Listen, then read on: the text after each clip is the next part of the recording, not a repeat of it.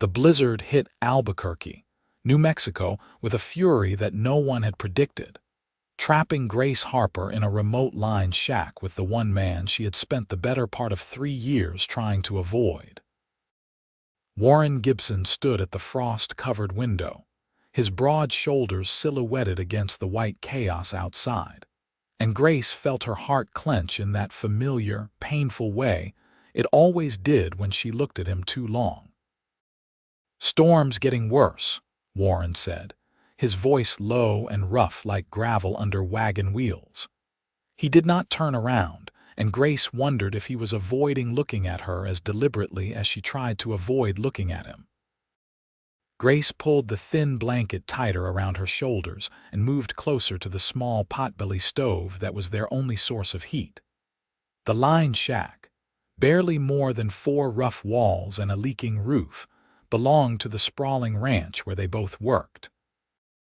She had ridden out here to check on strayed cattle, never expecting the unseasonable November storm that had swept down from the mountains with such violence. Warren had found her half-frozen 3 hours ago, her horse spooked and gone, and had all but dragged her to this shelter. "How long do you think we will be stuck here?" Grace asked, hating how small her voice sounded. Warren finally turned, his gray eyes meeting hers for just a moment before sliding away. "Could be a day, could be 3. Hard to say with these mountain storms." It was January of 1885, and Grace had been working as a cook at the Double R Ranch for nearly 3 years. She had come west from St. Louis after her father's death left her with nothing but debts and a desperate need for a fresh start. She was 24 now, old enough to know better than to fall for a quiet cowboy who barely spoke 10 words to her on a good day. But Warren Gibson had gotten under her skin from the first moment she saw him, all lean muscle and careful movements, with eyes that noticed everything and revealed nothing. He was 27, the foreman of the Double R, respected by every man on the ranch and trusted implicitly by the owner, Richard Ramsey. Warren was the kind of man who could gentle a wild horse with patience and break a man's jaw if the situation called for it. He worked harder than anyone Grace had ever known, up before dawn and often the last to turn in at night, and he had never, not once in 3 years, given Grace any indication that he saw her as anything more than the woman who cooked his meals. "There is some jerky in my saddlebag," Warren said, moving to retrieve it from where he had dropped his gear near the door. "And I have a canteen. It is not much, but it will keep us going until this blows over." Grace nodded, watching the way his hands moved with such certainty, even in this dire situation. Everything Warren did was deliberate, measured, careful. She had seen him with injured animals, with frightened horses, with new ranch hands who did not know which end of a cow to approach. He was patient and gentle and utterly unflappable, except around her. Around Grace, Warren became even more silent than usual, his movements stiff, his eyes constantly averted. For 3 years, Grace had told herself it was because he disliked her, or found her annoying, or simply had no interest in women at all. She had built walls around her heart, thick and high, trying to protect herself from the ache of wanting someone who clearly wanted nothing to do with her. "Thank you," Grace said as Warren handed her a piece of jerky. Their fingers brushed, and she saw the way he flinched, pulling back as if burned. The small gesture hurt more than it should have. They ate in silence, the howl of the wind filling the spaces where conversation might have been. Grace's mind wandered to the other ranch hands, to the warm bunkhouse where they would be riding out the storm with cards and whiskey and tall tales. She thought of her small room in the main house, near the kitchen, with her few precious belongings, and the quilt her mother had made before dying of fever when Grace was 16. "You should not have been out here alone," Warren said suddenly, his tone sharp.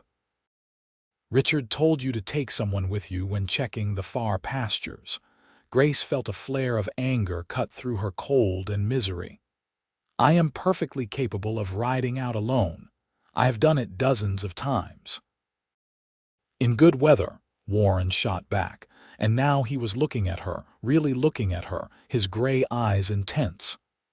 You could have died out there, Grace. If I had not been checking the line shacks, if I had not found you when I did. But you did find me, Grace interrupted, her voice rising. So there is no need to lecture me about what might have happened. Warren's jaw clenched, a muscle jumping beneath his stubbled cheek. He turned away again, that familiar wall slamming down between them. Grace wanted to scream. She wanted to demand why he was always so angry with her, why he could be kind and patient with everyone else on the ranch, but treated her like a foolish child who needed constant watching. The temperature in the shack continued to drop as night fell. Warren fed the last of their wood into the stove, his expression grim. This will last maybe 2 more hours. After that, we will need to share body heat to make it through the night. Grace felt her cheeks flush despite the cold. The thought of being pressed close to Warren, of feeling the warmth of his body against hers, was both thrilling and terrifying. I am sure we will manage, she said, trying to sound indifferent. Warren made a sound that might have been a laugh, but there was no humor in it. You are shivering so hard your teeth are chattering, Grace. Do not be stubborn about this. I am not being stubborn, Grace protested, even as another violent shiver racked her body. The truth was, she was colder than she had ever been in her life. Her fingers and toes had gone numb hours ago, and even pressed close to the stove, she could not seem to get warm. Warren watched her for a long moment, then sighed heavily. He moved to the corner where he had stashed his bedroll and began arranging it on the floor near the stove. Come here, he said, his voice gentler than before. We will need every advantage we can get to stay warm tonight. Grace hesitated, pride warring with common sense. But another gust of wind rattled the walls of the shack, and she felt the temperature drop another degree. Slowly, she moved to where Warren waited, her movements awkward with cold and nervousness. Warren settled onto the bedroll and held out his arm. Come on, then. I will not bite. Grace lowered herself beside him, and Warren immediately pulled her close, wrapping his arms around her and tucking her head beneath his chin. The shock of warmth from his body was almost painful after being so cold for so long. Grace could not help the small sound of relief that escaped her.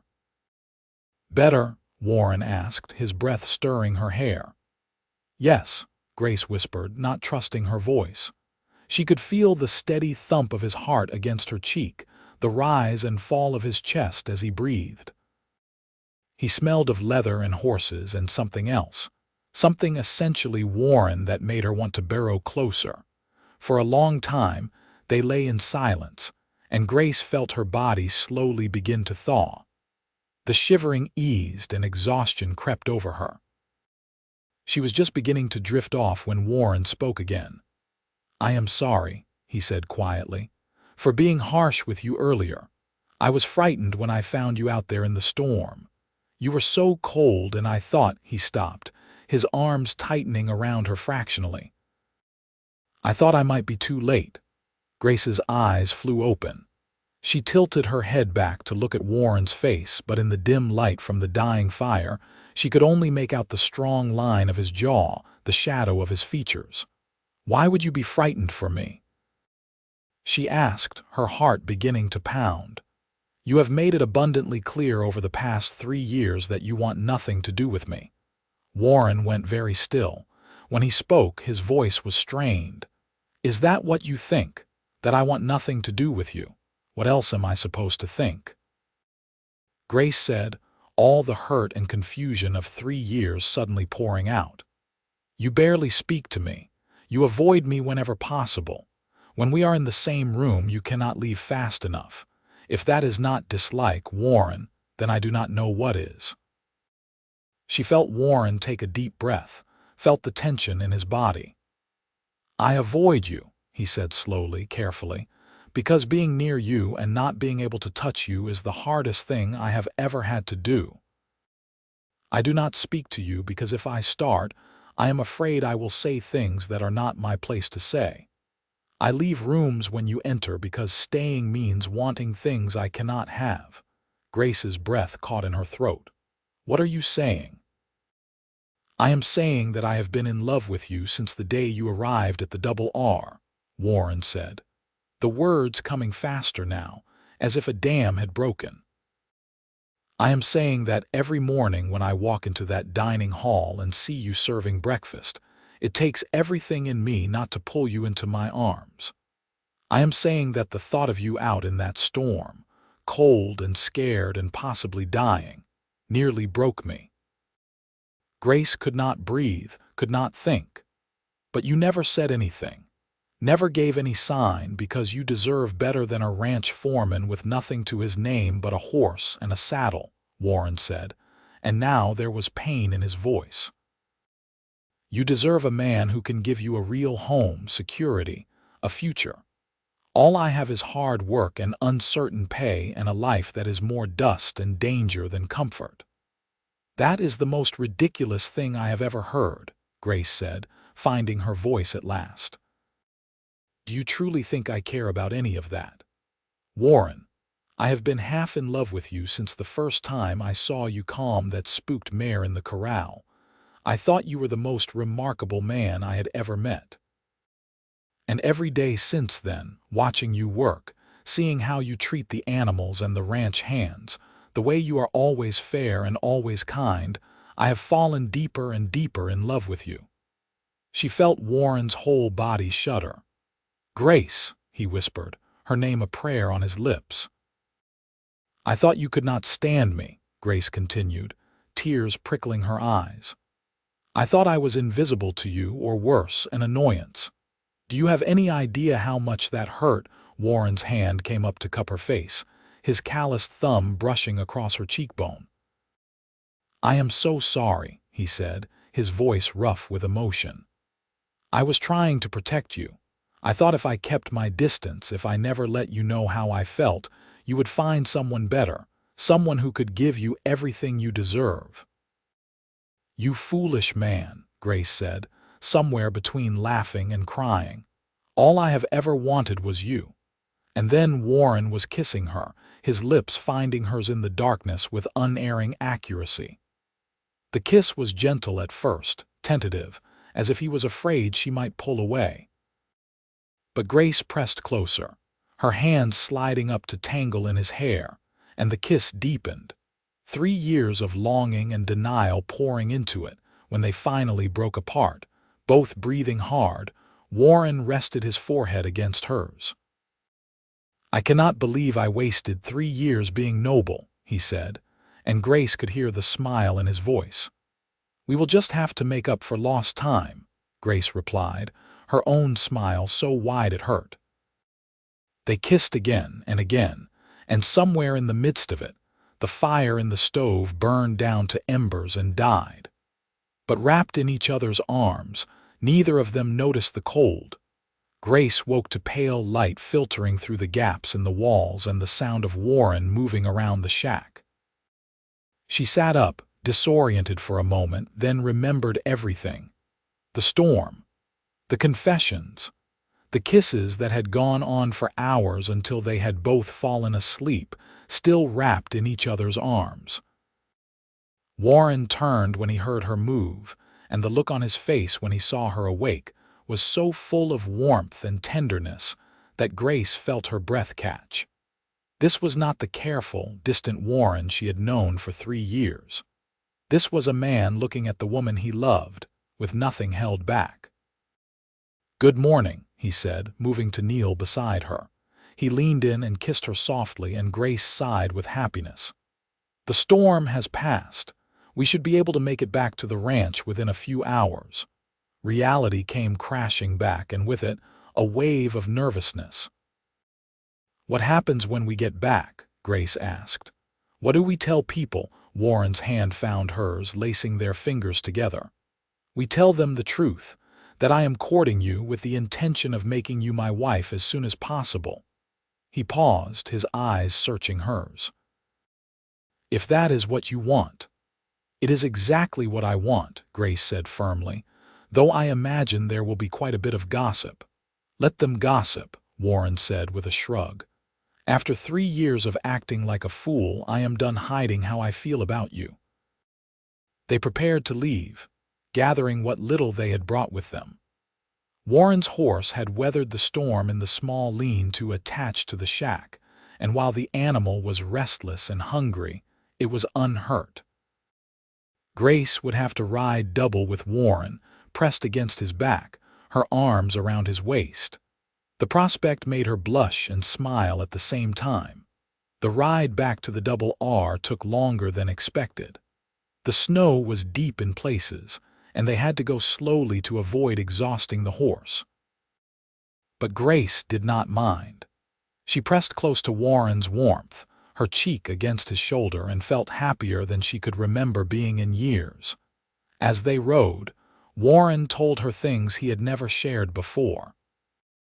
About his childhood in Texas, the son of a ranch hand who had died when Warren was 14. About working his way west, taking jobs where he could find them, learning everything there was to know about cattle and horses and the land. About arriving at the Double R 5 years ago and finally feeling like he had found a place he could belong. "Richard has been good to me," Warren said as they navigated around a snow-covered boulder. "He made me foreman 2 years ago, trusts me to run the ranch when he is away on business. I have been saving my wages, trying to build something for the future. I have nearly enough to buy a small spread of my own, nothing fancy, but good land with water and grass." Grace's arms tightened around his waist. "That sounds wonderful," she said. "But Warren, I do not need a ranch or a big house. I just need you." "You will have both," Warren promised. "I am going to spend the rest of my life making sure you have everything you could ever want." They arrived at the Double R near midday. The ranch was a sprawling collection of buildings nestled in a valley with the Sandia Mountains rising to the east.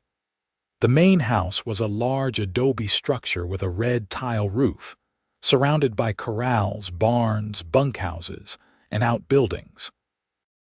Smoke rose from several chimneys, and Grace could see ranch hands moving about despite the snow. As they rode into the yard, heads turned. Grace saw the surprise on people's faces, saw the way they looked at her sitting so close to Warren, her arms wrapped around him. She lifted her chin, refusing to be embarrassed. Let them look. Let them talk. She had nothing to be ashamed of. Richard Ramsey emerged from the main house as they dismounted, his weathered face creased with concern. He was in his late 50s, a widower who had built the Double R from nothing over 30 years. He treated his employees fairly and had always been kind to Grace. "Thank God you are both safe," Richard said, striding toward them. "When the storm hit and neither of you came back, we were worried sick. I had men ready to ride out as soon as the weather cleared."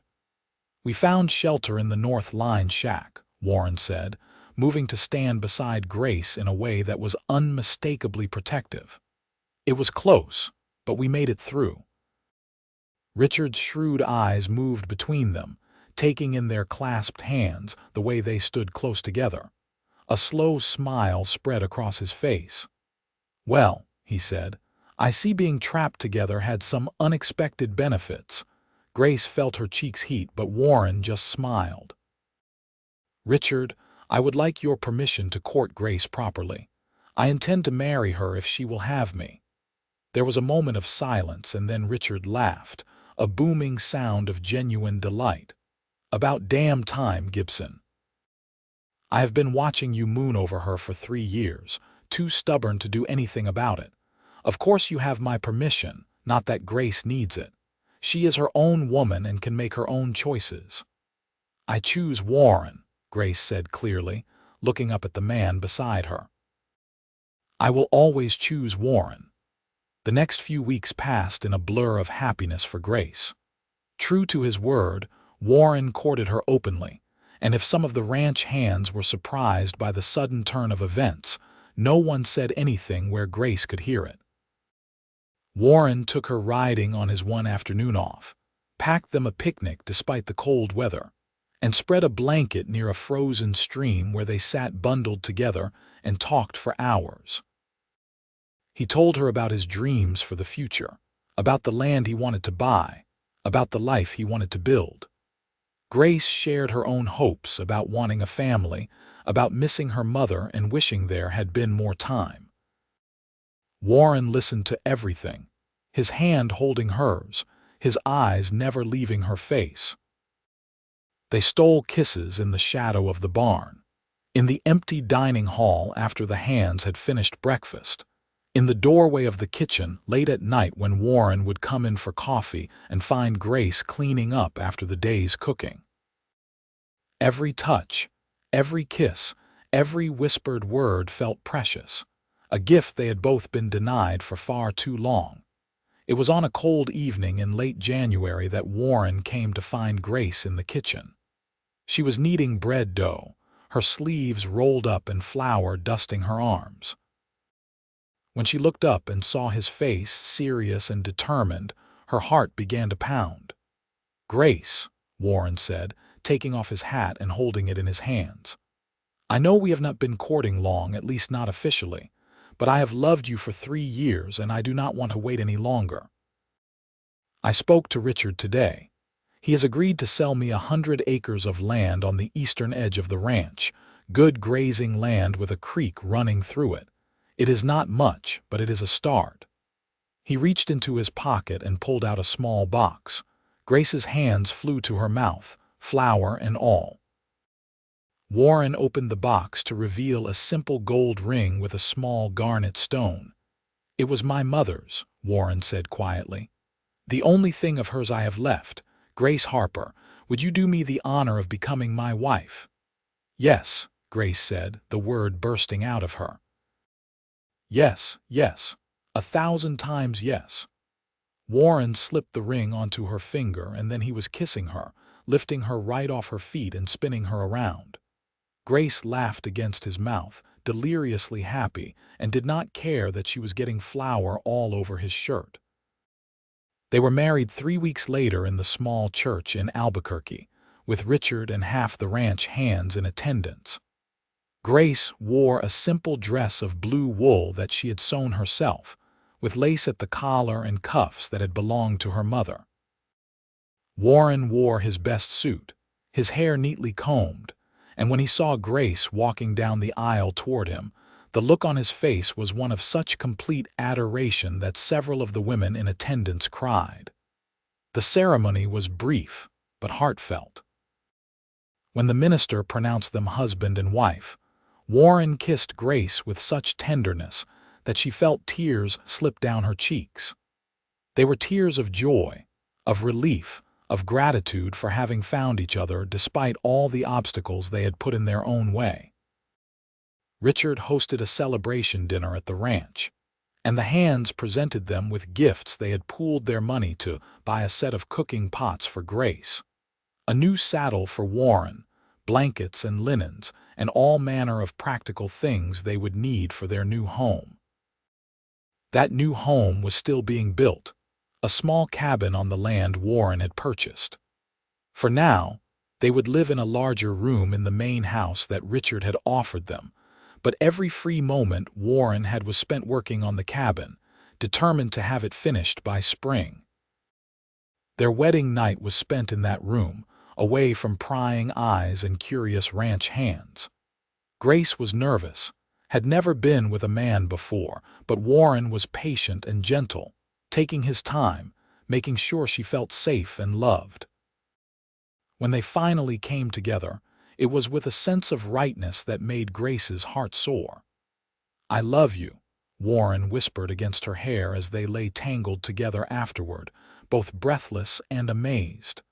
"I will love you until the day I die." "And I love you," Grace replied, her fingers tracing patterns on his chest. "Thank you for finding me in that storm. Thank you for saving me." "You saved me too," Warren said, tilting her face up so he could look into her eyes. "I was just too stubborn to realize it for far too long." Winter slowly gave way to spring, and with it came new life to the ranch. Calves were born, the snow melted to reveal green grass, and the cabin Warren was building began to take real shape. Grace would ride out to visit the site whenever she could, bringing Warren lunch and staying to watch him work.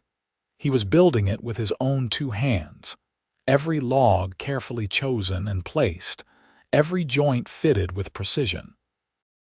Grace could see the love he was pouring into it, the dream of their future taking physical form. The cabin would have 2 rooms to start with, a main living area with a kitchen and a separate bedroom. There was space to add more rooms as they needed them, and Warren had already begun talking about building a barn and corrals for the cattle and horses they would raise. In March, Grace realized she was pregnant. The knowledge filled her with a combination of joy and terror. She had seen women die in childbirth, had lost her own mother to a fever that followed too closely on the birth of a stillborn brother. But when she told Warren, he was so thrilled, so openly emotional, that her fears receded. "We are going to have a baby," Warren kept saying, over and over, his hand resting on her still flat stomach with wonder. "Grace, we are going to be parents. Are you happy?" Grace asked, needing to hear him say it. "Happy does not even begin to cover it," Warren said, pulling her into his arms. "You have given me everything I never thought I could have loved, a home, a family. I am the luckiest man alive." The cabin was finished in early May, just as the heat of summer began to make itself known. It was a beautiful little structure, solid and snug, with real glass windows that Warren had ordered specially from Santa Fe, and a stone fireplace he had built himself. Grace cried when she first walked through the door, seeing the care he had taken with every detail. He had built her shelves for her few books, had made a table and chairs from cedar wood, had even managed to procure a real bed frame and mattress. The floors were wooden planks, sanded smooth, and there were pegs by the door for hanging coats and hats. It was small and simple, but it was theirs. They moved in on a warm Saturday in May, with help from Richard and some of the ranch hands who had become friends over Grace's years at the Double R. There was a party that evening, with music and dancing and more food than seemed possible. Grace danced with Warren under the stars, his arms strong around her expanding waist, and felt a happiness so complete it was almost frightening. "I keep thinking I am going to wake up and find this is all a dream," she confessed as they swayed to the music. Warren pulled back to look at her, his gray eyes serious. "This is real, Grace. This is our life, our future. And I promise you I am going to spend every day making sure you never regret choosing me." "I could never regret it," Grace said firmly. "You are the best man I know, Warren Gibson. And I am so grateful that Blizzard forced us to finally be honest with each other." Summer passed in a haze of contentment. Warren worked his own land while still helping Richard at the Double R, building their herd slowly with cattle he purchased with his savings. Grace tended a garden, learning to make things grow in the challenging New Mexico soil, and continued to cook for the ranch hands, though Richard insisted she should rest more as her pregnancy advanced. The baby was born on a cold November night, almost exactly a year after the blizzard that had changed everything. The labor was long and difficult, and there were moments when Grace thought she might not survive it.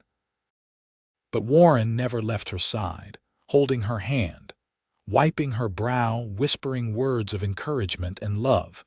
When the baby finally arrived, a healthy boy with a powerful set of lungs, Grace wept with relief and exhaustion. Warren held his son with shaking hands, tears streaming down his face, and Grace knew she had never seen anything more beautiful than her strong, quiet husband cradling their child. They named him Henry Thomas Gibson, after Warren's father and Grace's. Little Henry was a good baby, content and curious, with his father's gray eyes and his mother's dark hair.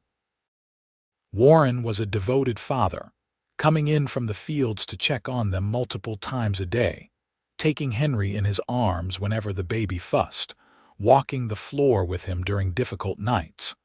Watching Warren with their son, Grace fell in love with him all over again. This man who had spent 3 years protecting her heart without her even knowing it, who had been so convinced he was not good enough for her, was now the center of her entire world. The ranch continued to grow. By the time Henry was 2, Warren had doubled their herd and built a proper barn. He hired a ranch hand to help with the work, a young man named Samuel who was eager to learn. Grace continued her garden and began raising chickens, selling eggs to folks in Albuquerque and to Richard for the ranch house. In the spring of 1888, Grace discovered she was pregnant again. This time, the pregnancy was easier, and when their daughter was born that October, the labor was mercifully short. They named her Alice Marie, and she was her father's daughter from the start, with the same quiet, observant nature and steady gray eyes. Henry, now 3, was initially suspicious of this small interloper, but Warren patiently taught him how to be a good big brother, and soon Henry was protective of his little sister, always wanting to help with her care. The years passed in a rhythm of seasons and growth. The ranch prospered, their herd continued to expand, and Warren built additions onto the cabin: another bedroom, a proper dining room, a covered porch where they could sit in the evenings and watch the sunset. Grace's garden flourished, and she became known in the area for her preserves and her baking. More children came, a son they named Robert in 1890 and twin girls, Catherine and Claire, in 1892. The cabin was bursting at the seams with life and noise and love, and Grace had never been happier. On a cold November evening in 1894, almost 10 years to the day after the blizzard that had brought them together, Grace and Warren sat on their porch watching the first snow of the season begin to fall. The children were all inside, Henry at 11 helping the younger ones get ready for bed, and for a moment it was just the two of them. "Do you ever think about that night?" Grace asked, leaning her head on Warren's shoulder. "About how differently things might have turned out if that storm had not hit, if you had not found me." Warren's arm came around her, pulling her close. "I think about it all the time," he admitted.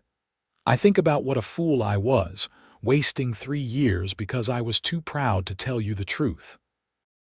I think about how I almost lost you before I ever really had you. But you did find me," Grace said, tilting her face up to his. "And you did save me in more ways than you know. Before you, Warren, I was just existing, just going through the motions. You gave me a reason to live, a reason to hope." "You did the same for me," Warren said, his voice rough with emotion. "I was so lonely before you, Grace. I did not even realize how lonely until I fell in love with you and understood what I had been missing." Grace kissed him, tasting the salt of tears she had not realized he was shedding. "We have built such a beautiful life together," she whispered. 5 wonderful children, this ranch, this home. I am so proud of everything we have accomplished." "I could not have done any of it without you," Warren said. "You are my heart, Grace. You always have been, from that very first day, even when I was too stubborn to admit it." They sat together as the snow continued to fall, blanketing their land in white, and Grace thought about the path that had brought them here. All those years of silent longing, of misunderstanding and hesitation, had seemed so painful at the time. But perhaps they had needed those years, needed to grow and change before they were ready for each other. The sound of laughter from inside the cabin drew their attention. Through the window, they could see Henry organizing his siblings. 11-year-old him being bossy in the way older brothers were, while the twins giggled and Robert tried to sneak away.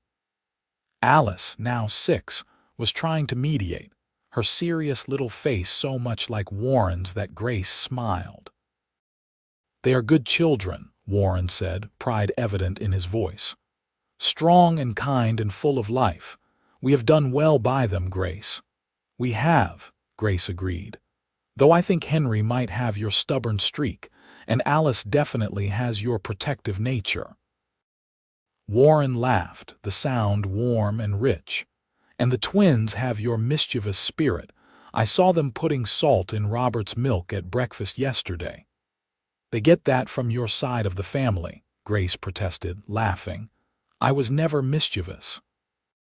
"You say that, but I remember the time you convinced Richard that the hands needed apple pie every single day for morale," Warren said, his eyes twinkling. "And then you accidentally saved the biggest slice for me every time." "I was trying to get your attention," Grace admitted, blushing even after all these years. "I was desperate for you to notice me." "I noticed," Warren said softly. "Grace, I noticed everything about you. The way you hummed while you worked. The way you always made sure the new hands felt welcome. The way you smiled at everyone with such genuine warmth. I fell in love with you a little more every single day, and it was torture pretending I did not care." "Never again," Grace said firmly. "Promise me, Warren. No more pretending, no more holding back. Whatever comes our way, we face it together, honestly." "I promise," Warren said, sealing the vow with a kiss. "For the rest of our lives, Grace, I am yours completely and without reservation." The door opened behind them and Henry stuck his head out. "Mama, Papa, the twins will not settle down. They keep saying they are not tired even though it is way past bedtime." Warren stood, offering his hand to Grace. "Come on, then. Let us go see about those troublemakers of ours." They went inside together, into the warmth and chaos of their family. Warren scooped up one giggling twin while Grace caught the other, and they carried them to the bedroom the 3 girls shared.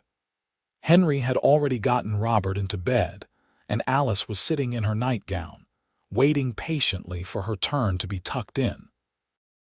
It took the better part of an hour to get everyone settled, with stories and songs and multiple requests for water and bathroom trips that Grace suspected were just attempts to stay up longer. But finally, all 5 children were asleep, and Warren and Grace made their way to their own room, exhausted but content. As they prepared for bed, Grace caught sight of herself in the mirror Warren had surprised her with 2 years ago. She was 33 now, her face showing the signs of 10 years of hard work and 5 pregnancies.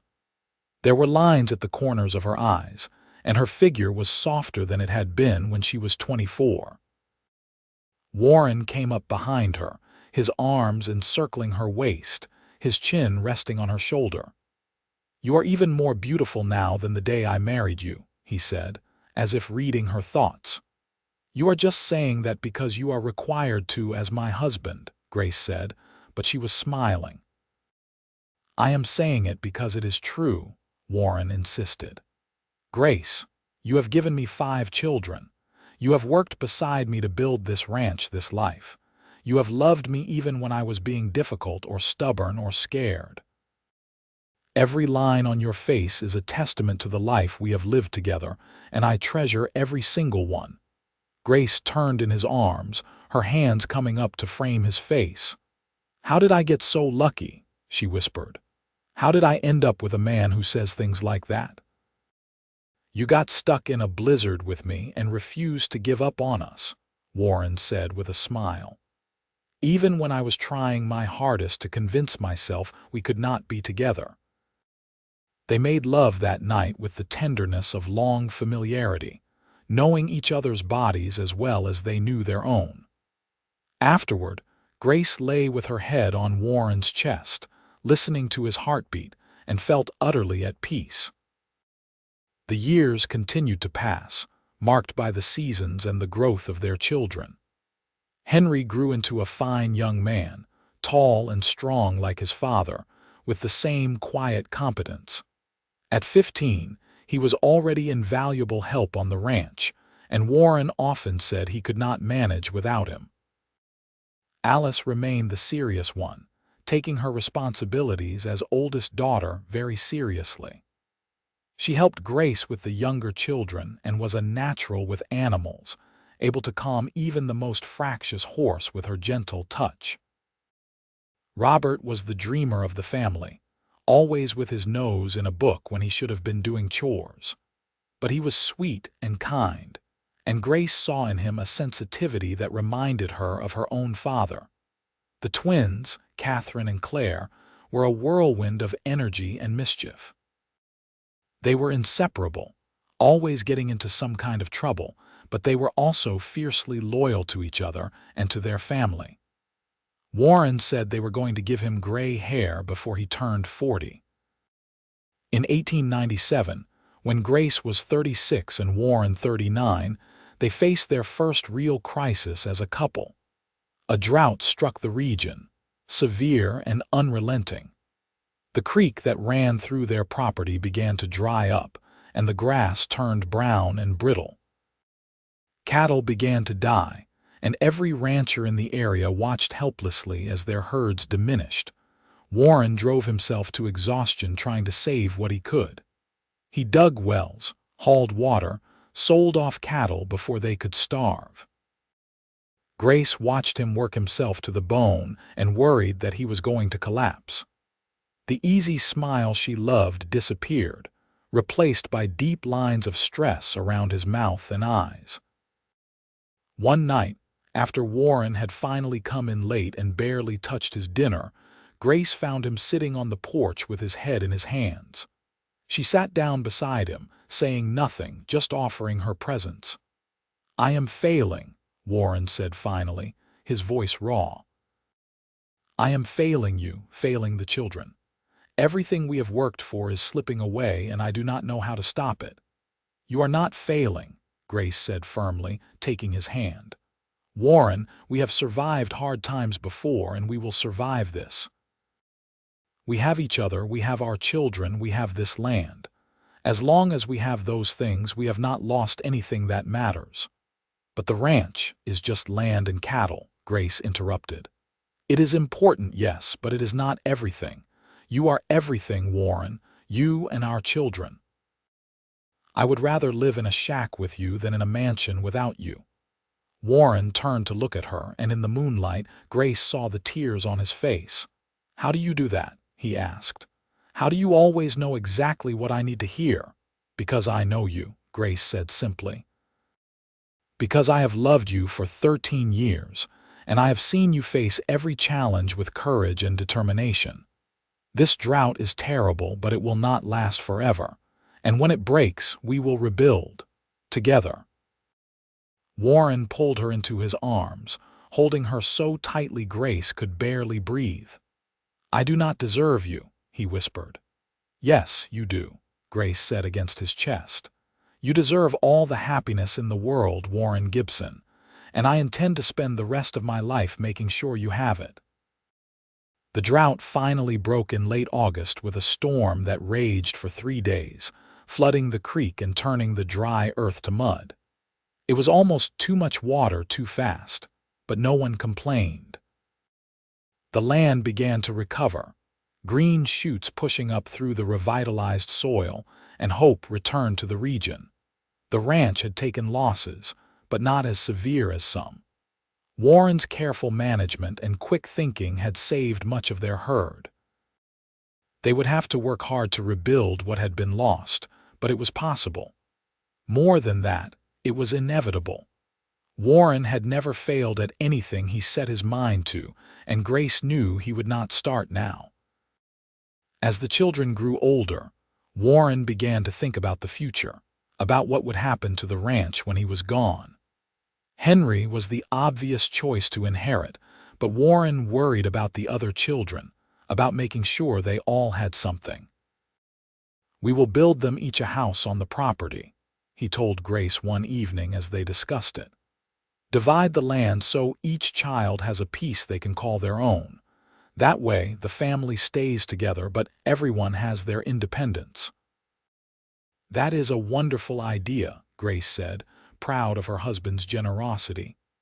"Though I suspect not all of them will want to be ranchers. Robert, for instance, has been talking about becoming a teacher." "Then we will help him do that," Warren said.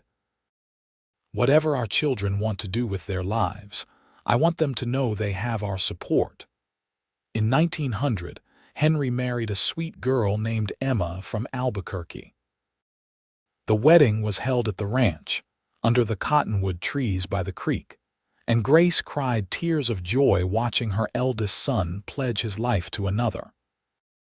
Warren built them a house on the eastern edge of the property, and within a year they had given Grace and Warren their first grandchild, a boy they named William. Grace held her grandson for the first time and marveled at the circle of life, at how quickly time passed. It seemed like only yesterday that she had held Henry as a newborn, and now here was his son, already blessed with the Gibson gray eyes. Alice married 2 years later to a young rancher from Santa Fe named John Mitchell. They moved to his family's property, and Grace missed her daughter terribly, though Alice visited as often as she could. She gave birth to a daughter, Margaret, in 1903, and Grace made the trip to Santa Fe to be with her, remembering how much she had wanted her own mother during her first labor. The twins were the next to marry, in a double ceremony that was the talk of the county. Catherine married a blacksmith from town, while Claire chose a deputy sheriff. Grace and Warren joked that they would never have an empty house, but truthfully, they loved having their growing family around them.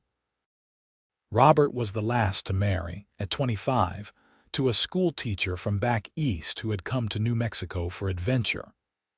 They built a small house in town where Robert taught school, but he visited the ranch every Sunday without fail. In 1905, Grace and Warren celebrated their 20th wedding anniversary. Their children threw them a party, with grandchildren running everywhere and so much food that tables groaned under the weight. Grace looked around at all the faces, at the family they had created together, and felt overwhelmed with gratitude. Warren took her hand and led her away from the crowd, down to the creek where they had first shared their dreams all those years ago. The land was green and lush now, the drought long past, and cattle grazed peacefully in the distance. 20 years, Warren said, shaking his head in wonder. "It feels like both a lifetime and no time at all." "I know what you mean," Grace said, leaning against him. "Sometimes I still feel like that girl in the kitchen, kneading bread and stealing glances at the handsome foreman. And then I look at our grandchildren and realize how far we have come." "Do you have any regrets?" Warren asked, and Grace heard the vulnerability in his question. She turned to face him, placing her hands on either side of his face. Warren was 58 now, his hair more gray than brown, lines carved deep around his eyes and mouth. But to Grace, he was as handsome as the day she met him, perhaps more so because of everything those lines represented. "Not a single one," she said firmly. "Warren, you have given me the most incredible life. You have loved me faithfully, you have been the best father to our children, you have built something lasting and good. How could I have any regrets?" "I wasted 3 years being too afraid to tell you how I felt," Warren said. 3 years we could have had together. "But maybe we needed those 3 years," Grace said gently. "Maybe we both needed time to become the people we needed to be for each other. And besides, we have had 20 wonderful years since. That is more than many people get." Warren kissed her soft and sweet, a kiss that spoke of deep love and abiding commitment. "I love you, Grace Gibson. I have loved you for 23 years, and I will love you until I take my last breath." "And I love you," Grace replied, her eyes filling with tears. "Thank you for finding me in that blizzard. Thank you for protecting my heart, even when I did not know that is what you were doing." They stood by the creek as the sun set, painting the sky in shades of gold and pink and purple. From the house, they could hear the laughter of their children and grandchildren, the sounds of family and celebration. This was their legacy, Grace thought. Not just the ranch or the land, but the love they had built, the family they had created, the life they had shared. The years continued to pass, gentle now, marked by the arrival of more grandchildren and the steady rhythm of seasons. Grace and Warren grew older together, their steps slower, their hair completely gray, but their love as strong as ever. Warren finally retired from active ranch work at 65, turning the day-to-day operations over to Henry while he took on an advisory role. He and Grace spent their days working in the garden, taking slow walks around the property, and spoiling their ever-growing brood of grandchildren. On a cold November evening in 1910, 26 years after the blizzard that had brought them together, Grace and Warren sat on their porch watching the snow fall.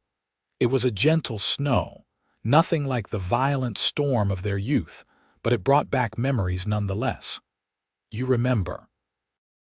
Warren asked softly, his hand finding hers as naturally as breathing. "Every detail," Grace replied. "How cold it was, how frightened I was, at least at first, and then how everything changed when you finally told me the truth." "Best decision I ever made," Warren said. "Well, second best. The best was asking you to marry me." "And my best decision was saying yes," Grace said, squeezing his hand. "I have loved being your wife, Warren. I have loved every moment of the life we built together." "Even the hard times?" Warren asked with a smile. "The drought, the lean years, the times when we were not sure how we would make ends meet, especially those times," Grace said. "Because those were the times when I saw who you really were. Your strength, your determination, your refusal to give up. Those were the times when I fell in love with you all over again." Warren raised her hand to his lips, kissing her knuckles gently. "I hope I have at least a few more years with you," he said quietly.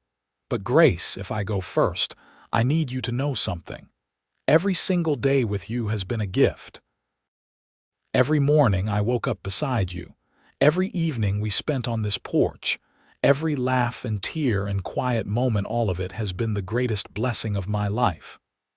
"Do not talk like that," Grace said, though her voice was thick with emotion. "We have many more years ahead of us." "I hope so," Warren said. "But I want to make sure you know, just in case. I want you to know that loving you has been the defining purpose of my life. Everything else, the ranch, the success, all of it means nothing compared to the life I have shared with you." Grace moved closer, resting her head on his shoulder, and they sat together as the snow fell around them.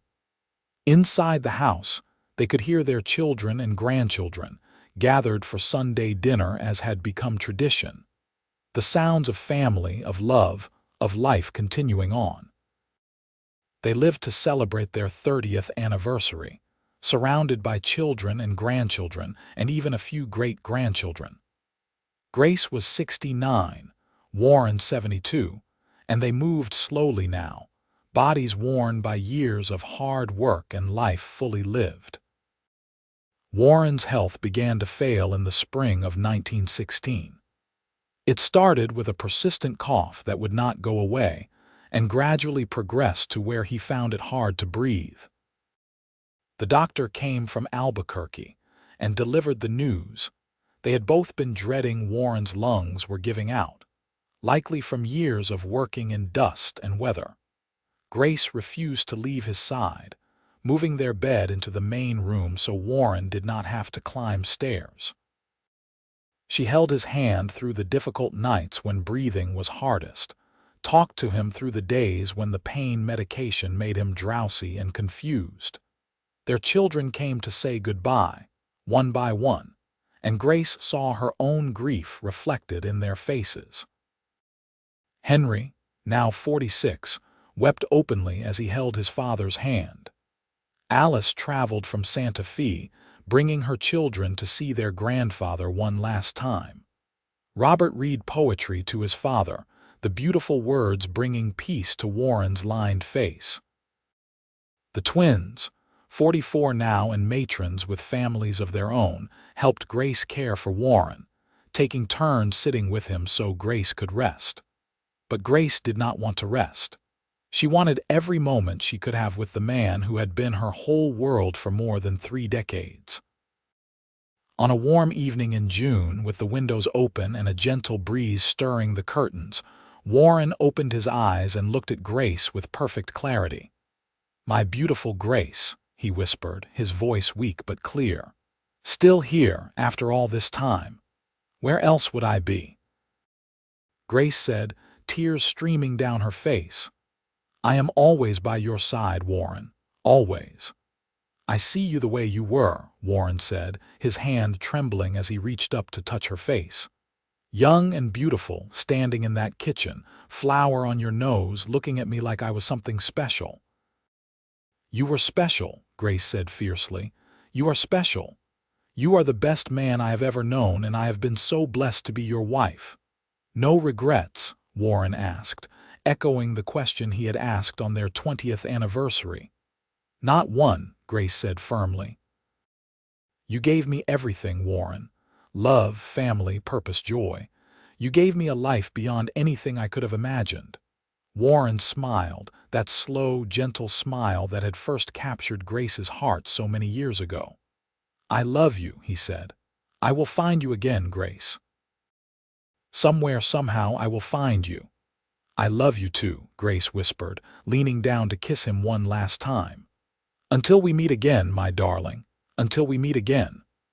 Warren closed his eyes and took one more breath, and then he was gone, his hand still clasped in Grace's, his expression peaceful.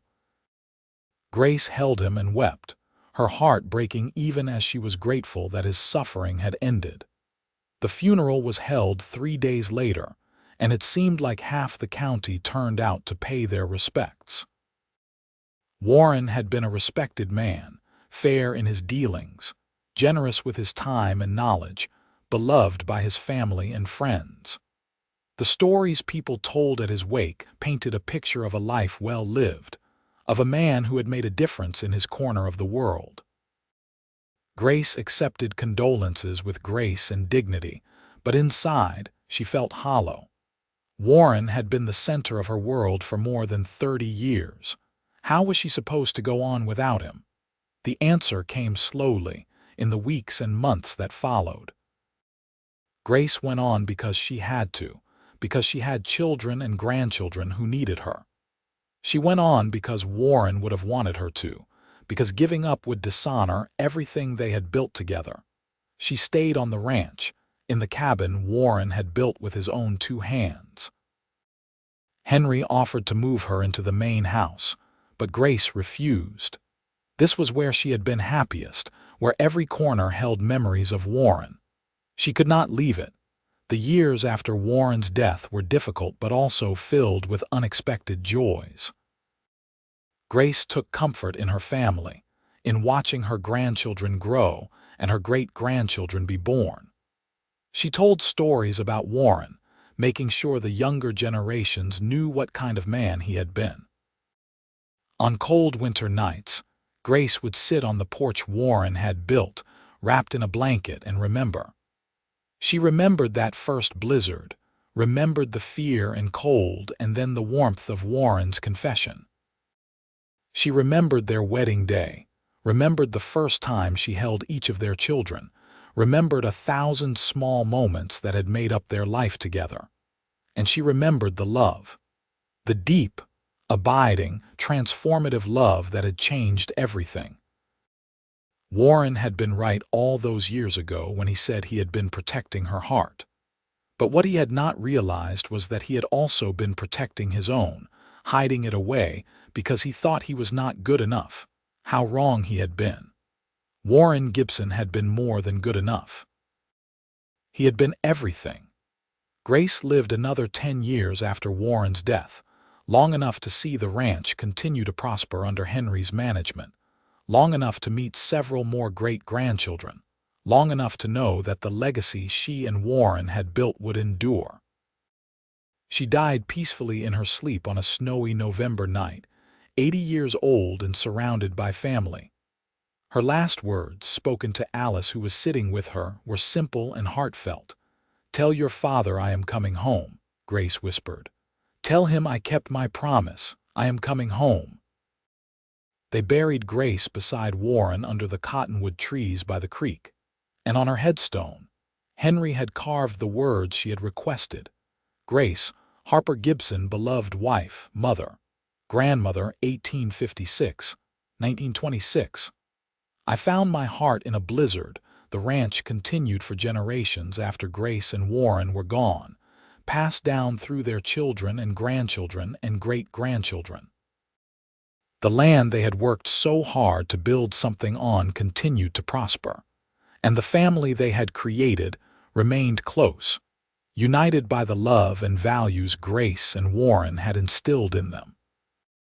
And on cold winter nights, when the snow fell soft and gentle over New Mexico, the descendants of Grace Harper and Warren Gibson would gather on the porch of the original cabin and tell the story of how it all began.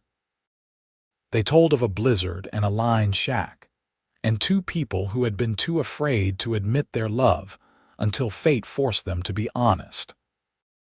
It was a love story for the ages, the kind that people remembered and passed down, the kind that reminded everyone who heard it that sometimes the greatest love stories are the ones that almost never happen.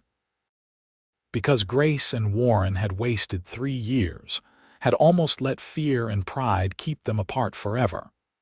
But in the end, love had won, as it always should, and that, the family would say as the snow continued to fall, was the real legacy of Warren and Grace Gibson. Not the ranch or the land, or even the family they had created. The real legacy was the love they had shared, deep and true and lasting, a love that had survived hardship and doubt and time itself. It was a love that had started in a blizzard and lasted through every season that followed, growing stronger with each passing year. And it was a love that would never truly die, because it lived on in every member of the family who had come from Warren and Grace's union, in every act of kindness and courage and stubborn determination that echoed their example. On that cold November night in 1884, when Warren Gibson finally admitted he loved Grace Harper, he had set in motion something that would ripple through generations. He had given Grace his heart, and she had given him hers in return, and together they had built something beautiful and lasting and true. And that, in the end, was all that really mattered, not wealth or fame or even the size of the ranch they had built. What mattered was that they had loved each other with everything they had, that they had created a family bound by that love, and that they had shown everyone who came after them what true partnership looked like. The cabin still stood decades later, carefully maintained by the family as a reminder of where it all began. And sometimes, on snowy nights, visitors swore they could see two figures sitting on the porch, holding hands and watching the snow fall, forever together in the place where their love had finally been spoken aloud.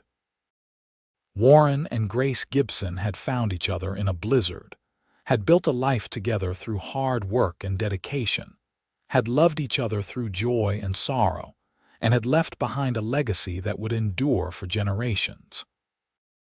And their story, passed down through their family like a precious heirloom, continued to inspire and remind everyone who heard it that true love was worth fighting for, worth waiting for, and worth cherishing every single day. Because in the end, that was what life was all about: finding someone to love, building something together, and leaving the world a little better than you found it. Warren and Grace had done all three, and their descendants would continue their work, guided by the example of two people who had almost let love slip away, but who had been given a second chance by a blizzard and a lined shack, and 3 years of silent longing that finally found its voice.